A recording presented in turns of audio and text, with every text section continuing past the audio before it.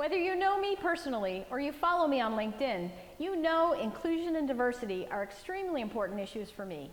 I'm always looking for ways I can help my team at Microsoft be more inclusive. And I love sharing ideas to help people talk about and learn more about the power of an inclusive and diverse culture in the workplace. So today, I'm joined by Mike Vacanti, the co-founder of an incredible organization called the HumansFirst Club. And we're going to talk about how we can enable our teams to do their best by putting them first. Mike, thanks for being here. Yeah, it's a pleasure. So you want to tell us a little bit about the HumansFirst Club? Yes, it's been a great journey of really learning about how people are experiencing their workplace, the challenges and the opportunities, what is concerning and what's exciting. And we're taking those learnings and sharing them back with the community, which is now growing globally, which is pretty amazing. Yeah. And we're finding different ways to support that continuing to move forward and hopefully continue to inform how we can do better. When we look at the last 100 years through the 3 industrial revolutions, I mean, people are brilliant. Humans are masterfully brilliant, the way that things have built. And we've built structures and processes and systems to support all of the ideas and the brilliance. I think we've gotten to a point now where there isn't much more capacity to squeeze out of people in that equation. Yeah. At the same time, technology and business model disruption is happening at a more rapid pace. Yeah. I think we're at an inflection point where we have the opportunity to build human capacity. Yeah.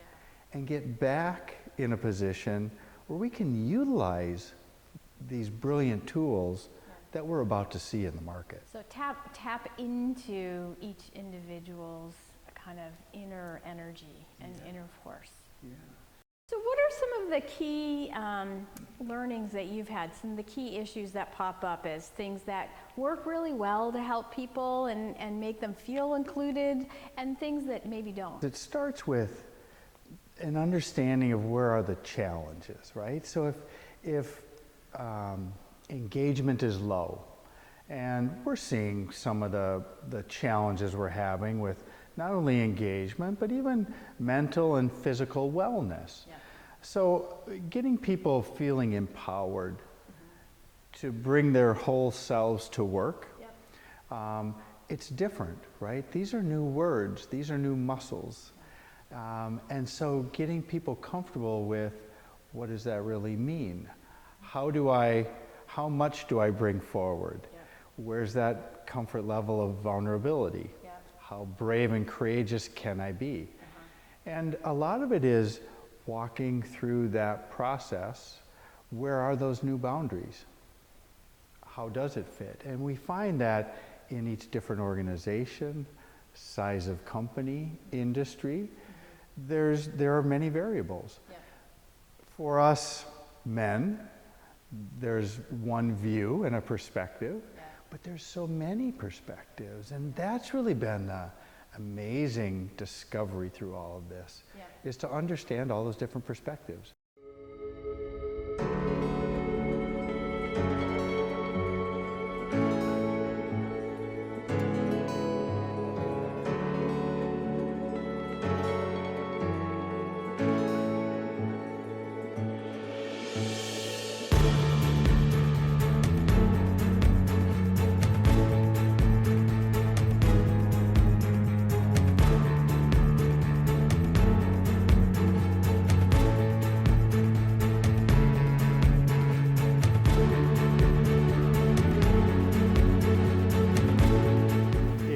Can infuse topics that challenge some of the status quo notions. Yeah.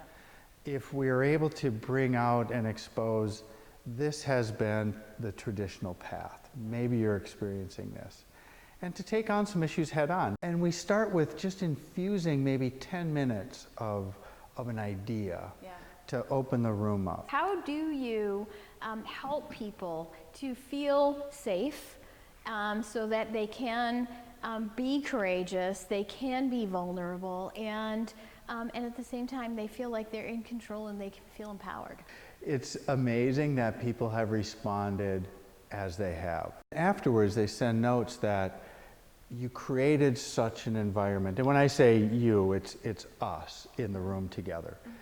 But there are no rules of engagement. We don't send out any pre-materials. There isn't any surveys that start with. No. It starts as a gathering. Yeah. We express the intent. Yeah. And then I think people see that we're so open and ready to have this conversation, and we're showing up raw and authentic, that they just, the group just follows on. And they just learn from each other. Yeah. So what are some of the tips on how do you create this kind of thing within a workspace, right? Or what do you think prevents us from creating that within the workplace? You have to go back to the core, to the beliefs, and we can hold that aside for a little bit. But it's amazing how people respond to intent. Is this a control intent or an empower intent? And just those on-off switches make a big difference. In business, we know we get up and we go through our days, our weeks, with good view of our objectives. We work well as teams often with the challenges of bringing people together in a collaborative way like that. But when we can get down to what is the intent and people feel this is an empowerment, not a control. You're being supported, not judged. And it's some of those on-off switches. And when we get down to the core, kind of the essence, I think people respond really well. Given the opportunity, people will amaze you. Yes. I mean, and I mean, what I've found is that when you can unlock the energy within somebody, then the sky is the limit, right? When you can make them feel like this is a safe place, that it's okay to fail, that it's okay to admit your mistakes, that it's, that then they try things and they'll talk about things and they'll do things that are much bigger than they even imagined was possible. And even just by putting out there what is possible, even by putting out there the wish or the North Star, that other people can rally around and support you, and you find you get there. Like just by stating it, you can get there, right? And that's the really awesome part of helping people to find their potential. Do you see companies gravitating towards that? So we're starting with new language here, right? Even the words we're using in the conversation, they feel right, they sound good and nice, but transformation can be really messy. And hard. Yes. And it seems that if the actions don't follow all of these ideas, then we stand a chance of creating more tension on that rope. It's like, I'm hearing you say that, but I'm not feeling the change. I mean, you can't fake this stuff, right? You have to live your values. Your values have to come out in everything you do in all of your behaviors, right? And so, when we talk about inclusion is not an idea. It is a set of behaviors. It's the language that you use. It is the curiosity that you display. It is the level of empathy that you have as somebody is sharing something with you. And it's recognizing that everybody has a story to tell. Everybody is unique and everybody has their own point of view, and that it's important to get everybody's out on the table to really be able to look through all of that and come up with something better. I see so much potential in everybody, and figuring out how do I help you benefit from the experience that I've had, which is basically don't listen to all those other voices. Just become your authentic self, speak your mind, and you will be happier. You will have that balance in your life that you're looking for, and you're worth it and you're valued, right? And just helping people to understand that. It's super important to me, and and being able to unlock that within people is what gives me energy. Right. And I imagine that you really see people light up and open up when you're in those forums. And they're with other people that are all of a sudden like-minded. Yes. And you see that energy and light come on inside And of then them. they can help each other, and they see how they can support each other, and they feel not alone, right? They feel like there's other people who understand the journey that they're going through. Right. Yeah, and it makes a big difference.